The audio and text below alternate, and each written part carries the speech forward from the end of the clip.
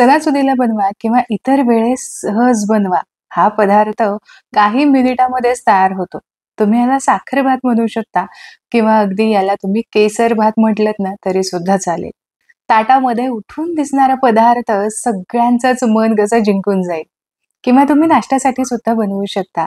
मुलं तर अगदी मिटक्या मारत खातील असाच हा साखर भात आज कसं बनवायचा तेच तर आज आपण पाहतोय. तर यासाठी काही बेसिक तयारी आपल्याला आधीच करून ठेवायची. तर इथे मी बरोबर 1 कप भरून बासमती तांदूळ आधीच पाण्यामध्ये भिजत ठेवला होता. 2 ते 3 वेळा आधी स्वच्छ धुवून घेतला आणि भरपूर पाणी घालून अर्ध्या तासासाठी भिजवून घेतला किंवा कोणताही उकडीचा तांदूळ तुम्ही घेऊ शकता ज्याचा भात थोडासा मोकळासर असा होतो. जाड बूड असणारी एखादी कढई घ्या किंवा असं पातेलं तुम्ही घेतलं तरी सुद्धा चालेल किंवा हा भात तुम्ही कुकरमध्ये सुद्धा बनवू शकता. अगदी 1 शिट्टीमध्येच हा भात तयार होईल.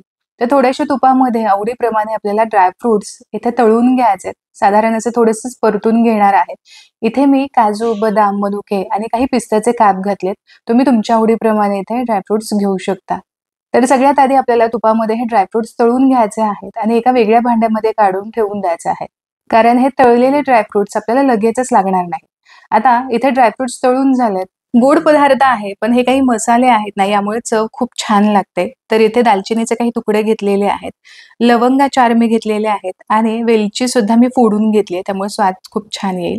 तर थोडा वेळ काही सेकंदांसाठीच मी इथं हे तुपामध्ये परतून घेतलं. आता पाण्यामधून हा तांदूळ मी चांगला निथळून घेतलेला आहे. तांदूळ सुद्धा काही मिनिटांसाठी या फोडणीमध्ये आपल्याला चांगला परतून घ्यायचा आहे. तांदूळ भिजलेला आहे, यामुळे हलक्या हाताने हा परतून घेतलेला आहे. आता यामध्ये आपल्याला पाणी घालायचंय किंवा तुम्ही दुधामध्ये सुद्धा हा संपूर्णपणे शिजवून घेऊ शकता. छान मऊसूत असा आणि छान शाही साखर भात तयार होतो किंवा शाही केसर भात इथे तयार होईल. साधारण 2-1 मिनिटांसाठी तांदूळ छान तुपामध्ये परतून घेतला. आता अगदी पाण्याची परफेक्ट कन्सिस्टन्सी तुम्हाला सांगते. जर तुम्ही तांदूळ हा अर्ध्या तासासाठी भिजवून घेतला असेल, तर यासाठी आपल्याला बरोबर 1/2 कप भरून पाणी लागणार आहे. 1 कप तांदळासाठी 1/2 कप इथे मी पाणी घेतलंय आणि केसराच्या कण्या एक 10 ते 15 मिनिटापूर्वी गरम दुधामध्ये मी आधीच भिजत घातल्या होत्या. याचा छान रंग या भाताला येतो आणि केसराचा फ्लेवर सुद्धा खूप छान येतो. यामुळे केसर जर असेल तर आवर्जून वापरा. आता इथे सगळं साहित्य मी चांगलं एकजीव मिक्स करून घेतलं. गोडाच्या पदार्थामध्ये अगदी चिमूटभर मीठ असेल ना, तर चव अगदी दुपटीने वाढते. म्हणूनच 2 चिमूटभर इथे मी मीठ घातलेलं आहे. घातलेलं मीठ सुद्धा मिक्स करून घेतलं. गॅसची फ्लेम मीडियम केली. मीडियम फ्लेमवरती फक्त एक उकळी येण्याची मी वाट पाहिलेली आहे. उकळी आली की पुन्हा एकदा वर खाली ढवळून घ्यायचंय आणि यानंतर अर्धवट यावरती झाकण ठेवायचंय आणि इथे भात चांगला मऊसूत असा आपल्याला शिजवून घ्यायचा आहे. एक 4 ते 5 मिनिटांमध्येच भात चांगला मोकळा सळसळीत असा शिजला गेलेला आहे. जेव्हा मी यावरती अर्धवट झाकण ठेवलं होतं, त्यावेळेस गॅसची फ्लेम सुद्धा लो केली होती. तुम्ही इथे बघू शकता. अगदी भाताचे शीत छान मोकळेसर असे झालेले आहेत.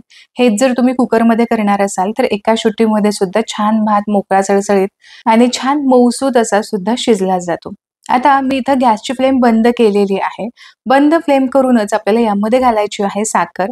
तर इथे मी मध्यम गोड ठेवतेय म्हणून पाव कप भरूनच साखर घेतली. जर वाटीचं प्रमाण घेतलं असेल तर त्यानुसार तुम्ही अंदाज ठेवू शकता.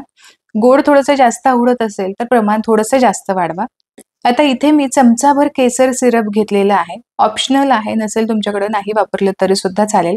फक्त छान रंग आणि फ्लेवर यावा यासाठी इथं मी केसर सिरप घालून थोडंसं मिक्स करून घेतलं. तळून घेतलेले ड्रायफ्रुट्स सुद्धा यामध्ये घालायचे आहेत. लक्षात घ्या गॅसची फ्लेम बंद आहे. बंद फ्लेमवरतीच ही संपूर्ण कृती आपण करतोय. भात गरम असल्यामुळे ना घातलेली साखर सुद्धा लवकर मेल्ट होते आणि छान चकाकी सुद्धा या भाताला येते. भात संपूर्णपणे बनवून झालेला आहे, पण हा लगेचच सर्व्ह करायचा नाही. सगळे फ्लेवर चांगले मुरावेत यासाठी ना एक 15 मिनिटांसाठी यावरती झाकण ठेवायचं आणि आता तुम्ही हा केसर भात बघू शकता. मस्त छान दिसतोय आणि सोबतच मस्त सळसळीत सुद्धा झालाय. साखर, इतर फ्लेवर सुद्धा चांगले एकजीव यामध्ये मिक्स झालेले आहेत. तयार झालेला हा साखर भात तुम्ही नाश्ता म्हणून सुद्धा खाऊ शकता किंवा सणासुदीला एखादा गोडाचा पदार्थ म्हणून सुद्धा सर्व्ह करू शकता. लहान मुलांना आदल्या-मधल्या वेळेत सुद्धा खाण्यासाठी पटकन काहीतरी बनवायचं असेल, तर हा ऑप्शन अतिशय परफेक्ट जातो. तर आशा करते आजची ही रेसिपी तुम्हाला आवडली असेल. रेसिपी आवडली तर जरूर ट्राय करून पहा आणि तुमच्या मित्रपरिवारामध्ये नक्की शेअर करा. पुन्हा भेटूया अशाच एका गोड रेसिपी सोबत. तोपर्यंत स्वस्थ राहा आणि मस्त-मस्त खात राहा.